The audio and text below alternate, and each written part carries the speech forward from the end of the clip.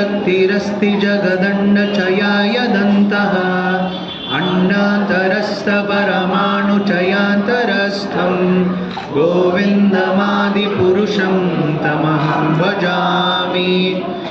यद्भावभावितधियो मनुजास्तथैव सम्प्राप्य रूपमहिमासनयानभूषाः शुक्तैर्यमेव निगमप्रथितैस्तुवन्ति गोविन्दमादिपुरुषं तमहं भजामि।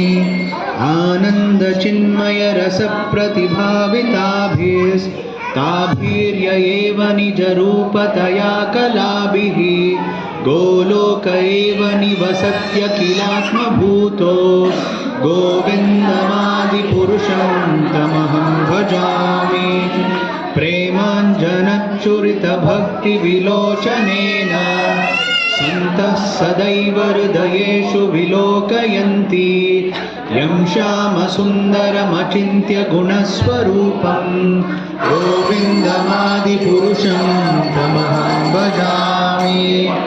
रामादिमूर्तिषु कलानियमेन तिष्ठन् नानावतारमकरोद्भुवनेषु किन्तु कृष्णस्वयं समभवत् परमपुमान्यो गोविन्दमादिपुरुषं तमहं भजामि।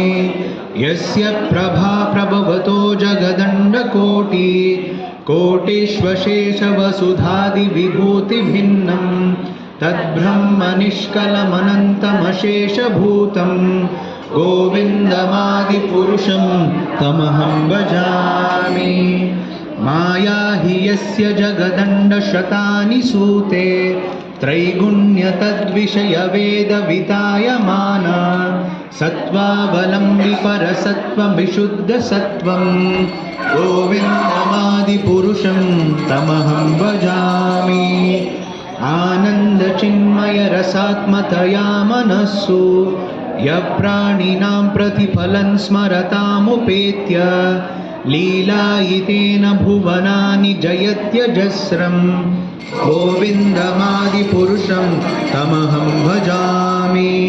गोलोकनाम्नि निजधाम्नि तले च तस्य देवी महेश हरिधामसुतेषु तेषु ते प्रभावनिचया विहिताश्च येन गोविन्दमादिपुरुषं तमहं भजामि।